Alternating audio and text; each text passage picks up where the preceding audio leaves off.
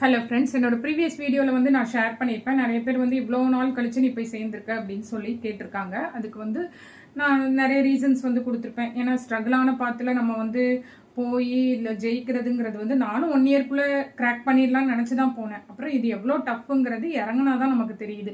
So நம்ம வந்து வீட்டுக்கு வேலைக்கு போகும்போது நம்மளை வந்து நமக்கு எதுவும் தெரியலை, சுற்றி இருக்கவங்க எதுவும் சொல்லலை. வீட்டில் நம்ம இருக்கும்போது நம்ம படுற சீரியஸ் ஆஸ்பிரண்ட்டாக இருக்கிறவங்க, அந்த ஸ்டேஜில் இருக்கிறவங்க புரிஞ்சுக்குவீங்கன்னு நினைக்கிறேன்.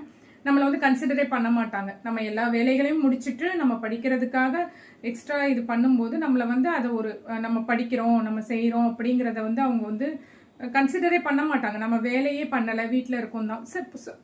சப்போஸ் ஒர்க் பண்ணிட்டு இருக்கிறவங்களுக்கு வந்து என்ன ஆகுதுன்னா, அந்த மணி மந்த்லி வந்துட்டு இருக்கும். இப்போ அதுவும் வராது. ரொம்ப கஷ்டமாக இருக்கும். ஃபிசிக்கல் மென்டல் ஹெல்த் எல்லாமே ஸ்பாயில் ஆகும். ப்ளஸ் நான் என்ன சொல்ல வரேன்னா, தமிழ்நாடு அரசு பணியாளர் தேர்வாணையத்தில் வந்து நிறைய வேலைகளுக்கு வந்து 58 வயது வரை வயது தளர்வு வந்து கொடுத்துருக்காங்க. ஸோ நம்ம எழுதலாம்.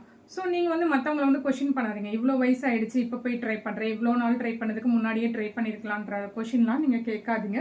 அது அவங்கவுங்க விஷயம். தமிழ்நாடு அரசும் நமக்கு சொல்லியிருக்குது. ஸோ இந்த கேள்விகள் எல்லாம் தவிர்த்துடுங்க. Thank you friends.